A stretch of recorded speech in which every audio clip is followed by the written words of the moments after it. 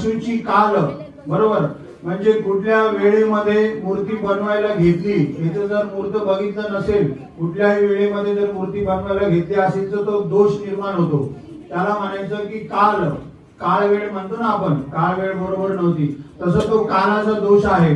आशूची काल, आशूची स्पर्श, पाय न धुता हात न धुता तसंच त्या मूर्तीला दगडाला हात लावला असेल, कुठलं व्यसन करून ती मूर्ती बनवली गेली असेल. शक्यतो कारागीर लोकांना व्यसन लागतं, त्याच्याशिवाय ते काम करू शकत नाही.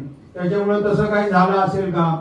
त्याच्यानंतर छन्नी हातोडीचा घाव त्याच्यावरती झालेला आहे, दगड कुठल्या खाणीचा आहे हे आपल्याला माहित नाही.